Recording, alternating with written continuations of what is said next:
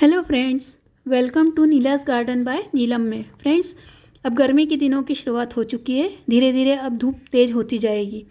ऐसे में अपने प्लांट्स को सूखने से बचाने के लिए और उन्हें हरा भरा बनाए रखने के लिए, ज़्यादा फ्लावरिंग फ्रूटिंग के लिए उसमें कौन सा फर्टिलाइज़र देना चाहिए, इसी फर्टिलाइज़र के बारे में मैं आपसे अपने इस वीडियो में शेयर करने वाली हूँ। उस सब्जेक्ट पर वीडियो शुरू करने से पहले मैंने जो रिसेंट एमरेलिस फ्लावर प्लांट का वीडियो अपलोड किया था, उसमें जो कलियां दिखाई थी वो अब खिल चुकी हैं, जिसका अपडेट मैं इस वीडियो में दे रही हूँ, जो कि अब खिल चुकी हैं। ये देखिए फ्रेंड्स, मेरे दूसरे कलर के लिलीज़ में भी और कलियां आई हैं। वो भी जब खिल जाएंगी तो उसका भी मैं अपडेट आपको अगले वीडियो में दे दूँगी। फ्रेंड्स, गर्मी में हमारे शरीर में एनर्जी की कमी हो जाती है। हम एनर्जी ड्रिंक जैसे नींबू शरबत, कैरी का पन्ना, छाछ पीते हैं, जो हमारे शरीर को ठंडक पहुंचाकर एनर्जी देते हैं।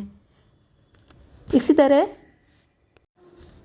पौधों को भी कंपोस्ट खाद के साथ साथ लिक्विड खाद की ज़रूरत होती है। इससे पौधों की ग्रोथ अच्छी होती है। पौधे स्वस्थ हरे भरे रहने के साथ साथ फ्रूटिंग फ्लावरिंग भी अच्छी करते हैं। आज मैं किन किन चीज़ों से जैविक खाद बना सकते हैं और वो हमारे किचन में ही हमको मिल जाती है, उसके बारे में ये वीडियो आपको बताने वाली हूँ। सबसे प्याज के छिलकों से। प्याज तो हम सबके घरों में होते हैं। हम प्याज खाते हैं, छिलके फेंक देते हैं। आप उन्हें फेंकिए मत। ये छिलके पौधों की ग्रोथ के लिए बहुत उपयोगी है। इन छिलकों से लिक्विड फर्टिलाइज़र बनाने के लिए प्याज के छिलकों को एक जार में या बर्तन में इकट्ठा करके उसमें पानी डालकर 2 दिन के लिए ढक कर रख दें।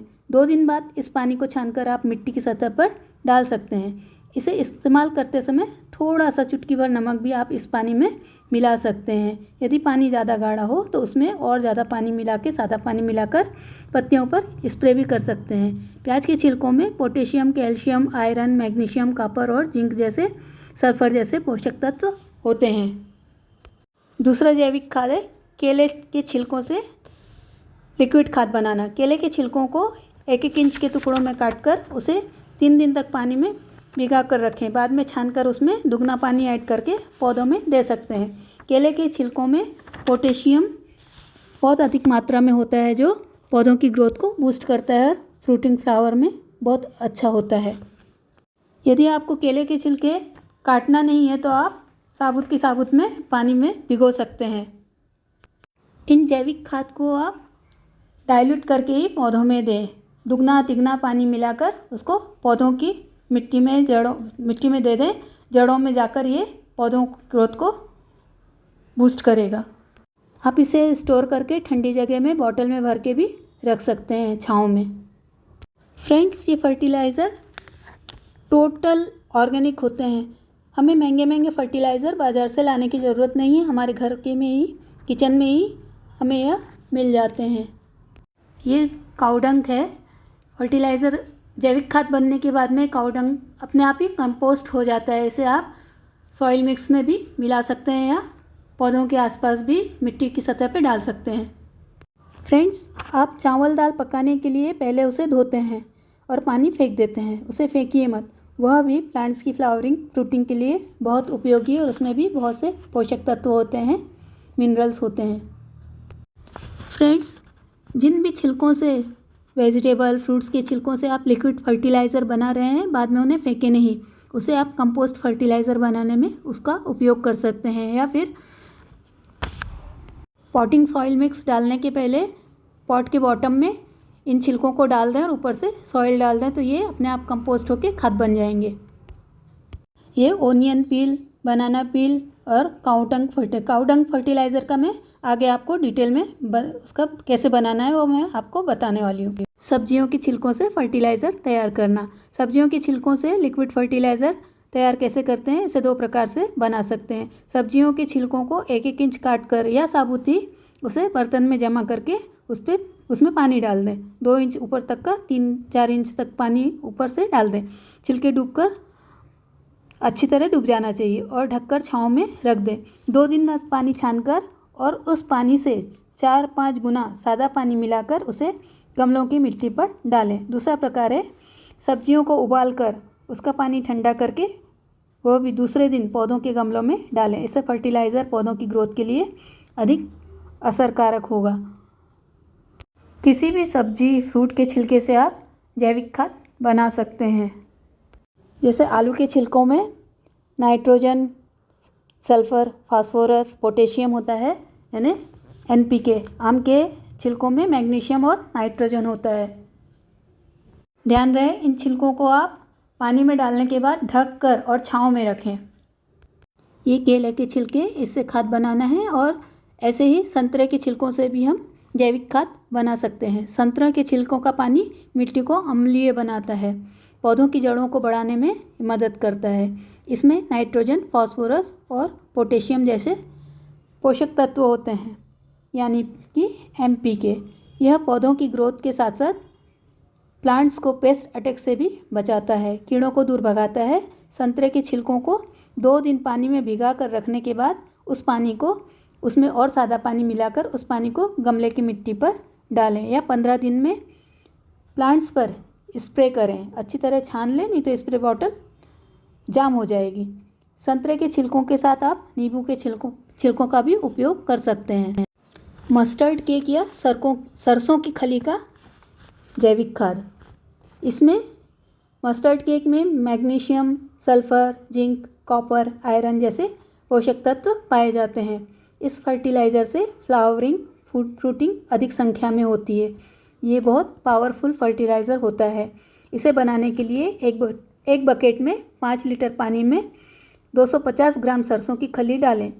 अब उस बकेट को ढक कर छाँव में 10 दिन के लिए रखें और उस घोल को बीच बीच में लकड़ी के सहायता से हिलाते रहें। 10 दिन बाद वो खाद तैयार होगी, तब उसमें 10 गुना पानी मिलाकर और उसको छान कर पौधे की मिट्टी में डाल सकते हैं। एक बात का ध्यान रखना है, ये सावधानी है, बहुत अधिक गर्मी में या धूप में सरसों की खाद का उपयोग न करें। यदि आप गर्मी के दिनों में इसका उपयोग कर रहे हैं तो शाम के समय इसे बहुत कम मात्रा में पौधों में दें, और वो भी 15-20 दिन में एक बार। काऊ डंग फर्टिलाइज़र। फ्रेंड्स, काऊ डंग फर्टिलाइज़र सालों से खेतों में, गार्डन में यूज़ होता आ रहा है। इसमें नाइट्रोजन की मात्रा बहुत अधिक होती है और ये वेजिटेबल के लिए तो सोना है जैसे, बहुत ज़्यादा फ़ायदा होता है इससे। बहुत वेजिटेबल प्लांट्स की बहुत अच्छी ग्रोथ होती है और वेजिटेबल बहुत आते हैं उसमें। जी हाँ, बहुत अच्छी मात्रा में इस खाद से लगती है। इसके लिए बहुत पुराना सड़ा हुआ या सूखा हुआ गोबर चाहिए। एक 5 या 10 लीटर की कंटेनर और छानने के लिए कपड़ा या बारीक छलनी से भी छान सकते हैं। इसे बनाने के लिए 250 ग्राम सूखा हुआ पुराना गोबर और 1.25 लीटर पानी, मतलब 1 भाग गोबर 5 भाग पानी मिलाकर 8-10 दिनों के लिए छाँव वाली जगह में ढक कर रख दें। इसे भी बीच बीच में थोड़ा हिला दें। 10 दिन बाद उसको छानकर दुगना पानी, सादा पानी मिलाकर पौधों में डालें। यदि आपके पास गोबर की पुरानी सूखी खाद ना हो तो आप गोबर के कंडों की भी मदद से खाद बना सकते हैं। इसे आप ऑनलाइन मंगा सकते हैं, नर्सरी से ला सकते हैं, या कोई भी गौशाला में जाएंगे तो वहाँ पे आपको कंडे या गोबर सूखा हुआ मिल जाए, गोबर की खाद मिल जाएगी। या आपके यहाँ दूध वाला आता होगा तो आप उससे कहेंगे तो वो भी आपको कंडे ला के दे देगा। फ्रेंड्स, ये लकड़ी या उपले की खाद, इससे भी ये एक फंगीसाइड और फर्टिलाइज़र दोनों का काम करती है। इसे अच्छी तरह से छान लें। इसे बनाने के लिए 1 मुट्ठी छनी हुई राख को 5 लीटर पानी में डालकर 1 दिन के लिए छोड़ दें। 1 दिन बाद राख पानी में नीचे बैठ जाएगी। आप ऊपर का पानी लेकर उससे दुगना तिगना पानी, सादा पानी मिलाएं जितना आपने राख वाला पानी लिया है। उस पानी को स्प्रे बॉटल में डालकर पौधों की मिट्टी पर और पत्तियों पर, तने पर अच्छी तरह से स्प्रे कर दें। ऐसा आप हफ्ते में 1 बार कर सकते हैं। इसमें कैल्शियम, मैग्नीशियम, पोटास, सल्फेट जैसे पोषक तत्व रहते हैं। राख छानने के बाद जो कोयले और ये मटेरियल बचता है उसको भी आप फेंकें नहीं। जब आप पॉटिंग सॉइल मिक्स बना रहे हैं तो पहले पॉट के बॉटम में उसको डाल दें, जिससे अनरिक्वायर्ड पानी ड्रेन होने के लिए बहुत मदद होगी। पौधे लगाते समय इस राख को आप पॉटिंग सॉइल मिक्स में भी थोड़ी मात्रा में 1 मुट्ठी या आधी मुट्ठी कंटेनर के हिसाब से मिला सकते हैं। मैंने 1 लीटर पानी में 1 चमची राख डाली है और उसको ढक के रख दिया है। एक दिन बाद ये पानी राख नीचे बैठ जाएगी, पानी ऊपर रह जाएगा। इसको छान कर अभी उस पानी को छान कर और उसमें और 2-3 गुना पानी मिलाकर स्प्रे बॉटल में डाल के मैं इसको स्प्रे कर दूंगी प्लांट पर। और ये देखिए पानी छानने के बाद में नीचे राख बैठ जाती है। तो उस राख को भी आप फेंकें नहीं, उसे भी 5-10 लीटर पानी में मिला के और मिट्टी की सतह पे आप डाल सकते हैं। राख का पानी स्प्रे करने से पौधों पर पेस्ट अटैक नहीं होता है और फर्टिलाइज़र का भी ये काम करता है। एप्सम सॉल्ट, जिसे मैग्नीशियम सल्फेट के नाम से भी आपको कृषि की दुकान पे, सीड की दुकान पे मिल जाएगा। सीड से आप ऑनलाइन भी मंगा सकते हैं, कोई नर्सरी में भी आपको मिल जाएगा। एप्सम सॉल्ट में मैग्नीशियम और सल्फ़र होता है। 1 लीटर पानी में 1 teaspoon Epsom salt spray bottle में डालकर अच्छी तरह से मिश्रण को हिलाकर पौधों की पत्तियों पर स्प्रे करें। ऐसा महीने में 2 बार करें। बरसात, हाँ सावधानी इसमें यह है, जब बरसात हो या जब आकाश में बहुत अधिक काले बादल घिरे हों तब इसका उपयोग नहीं करें। एप्सम सॉल्ट पौधों की पत्तियों पर फोटोसिंथेसिस की प्रक्रिया में मदद करता है, जिससे पत्तियां हरी भरी रहती हैं। सीवीड, आप यदि समुद्र के किनारे या नदी के किनारे रहते हो तो वहाँ की शैवाल और खरपतवार से लिक्विड खाद तैयार कर सकते हैं। इसे सीवीड खाद कहते हैं। इसके लिए समुद्र के किनारे की जो खरपतवार और शैवाल रहता है उसको लाकर पानी से अच्छी तरह धो लें, उस पर कोई भी इंसेक्ट्स या धूल वगैरह ना हो। फिर उसे कंटेनर में पानी में डुबाकर 20-25 दिनों के लिए ढककर छाया वाली जगह पर रख दें। बाद में वह पानी आप खाद के लिए प्रयोग में ला सकते हैं। इसमें nitrogen, potassium, phosphorus, calcium, magnesium, zinc जैसे पोषक तत्व पाए जाते हैं। मतलब ये विटामिन से भरपूर थाली, जैसे भर भर के भोजन, विटामिन से भर भर के भोजन रहती है थाली, वैसे ये पौधों के लिए है। इसे 15 दिन में 1 बार पौधों में डाल सकते हैं। फ्रेंड्स, वीडियो की जानकारी पसंद आई हो तो प्लीज़ कमेंट्स करके लाइक शेयर करें और चैनल को सब्सक्राइब करें।